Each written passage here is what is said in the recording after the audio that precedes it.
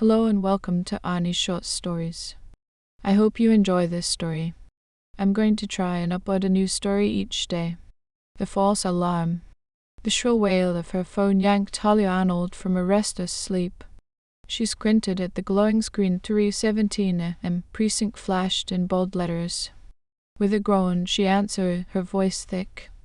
Detective Arnold, Holly, it's Rodriguez. University's got a mess. Fire drill went sideways, body in the ashes. Get over there. Give me 20, she replied, already halfway out of bed. The drive was a blur, headlights slicing through the pre-dawn chill. A fire drill ending with a corpse. That wasn't routine. Her mind buzzed, piecing together possibilities before she even arrived. The scene. The chemistry building loomed ahead, bathed in the strobing red and blue of emergency lights. Students huddled behind yellow tape, whispering. Holly flashed her badge, ducked under the barrier, and spotted Captain Rodriguez barking orders near a fire truck. "Arnold, about time," he said, his tone gruff but laced with trust. "Professor Henry Langley's dead in his lab. Fire chief's calling it arson. You're on point. Got it." Holly's hazel eyes sharpened, scanning the scene. She pulled on gloves and stepped into the lab, or what was left of it. Charred beakers, melted plastic, the stench of smoke and something sweeter. Acetone, she realized, her nose wrinkling. The body lay near a workbench, face down, clothes singed but not consumed. Odd. If he'd been alive, he'd have fought to escape. She crouched, studying the burn patterns. Multiple points of origin snaked across the floor, classic arson. Then, a glint, a half-melted key near Langley's hand. She tweezed it into an evidence bag, her mind ticking. The firefighters had said the door was locked from the inside. How? Her phone vibrated. The medical examiner's voice crackled through. Blunt force trauma to the skull, dead before the fire, no smoke in his lungs. Holly's jaw tightened. Murder, then arson to cover it up. Brilliant. Suspects and clues. She started with the department head, Dr. Patel, a wiry man with tired eyes. Langley was a star renewable energy research, big potential. Only he and his assistants had lab keys, Sarah Miller and Tom Chen. Sarah was first, a jittery grad student with dark circles under her eyes.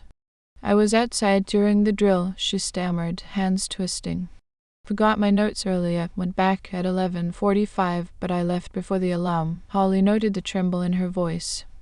"You and Langley get along?" He was strict, yelled at me last week, lab mistake, but I'd never. She broke off, eyes darting away. Tom Chen was next, all confidence and polished smiles. "I was outside too, shocked about the professor. He was my mentor." His grief sounded rehearsed, a performance for an audience of one. Security footage offered a twist. A hooded figure swiped Sarah's keycard at 11:45 p.m., minutes before the midnight drill. Sarah paled when confronted. "I lost it, found it later in my pocket, swear I didn't use it then. A frame job." Holly's instinct screamed yes. Back in the lab, she found a scrap of fabric snagged on a broken window pane, the second floor. Someone had climbed out down a drain pipe. The fabric matched Tom Chen's lab coat per forensics. Too neat, though. She kept digging. A melted timer switch turned up near the fire's epicenter. Delayed ignition. The killer set it, fled, and blended into the evacuating crowd. Clever, almost perfect. The motive unravels. Langley's research was the key. Groundbreaking, worth millions if patented. Dr. Evelyn Grant, a rival professor, had clashed with him over funding. She was cool under questioning, her alibi solid outside with witnesses. Yet her answers felt scripted. Holly dug into the assistants. Sarah's nerves hinted at guilt, but Tom's ambition radiated stronger. Then, a breakthrough, encrypted emails between Tom and Grant uncovered on a lab server. Grant had pushed Tom to fudge data, sabotaging Langley to boost her own project. Langley caught on, threatened to expose them. Tom panicked. The timeline clicked. Tom swiped Sarah's key card, entered at 11:45. Bashed Langley's skull, poured acetone plentiful in the lab, and rigged the timer for 12:05. He escaped via the window, returned the card to Sarah's coat during the chaos, and joined the crowd. The drill masked his crime until Holly saw through it. The confrontation. She faced Tom in the precinct's dark interview room, evidence spread before him, the fabric, the timer, the emails. You killed him to save your career and grants, locked the door, set the fire, framed Sarah, spill it. He smirked, then faltered as she pressed, her voice low and relentless.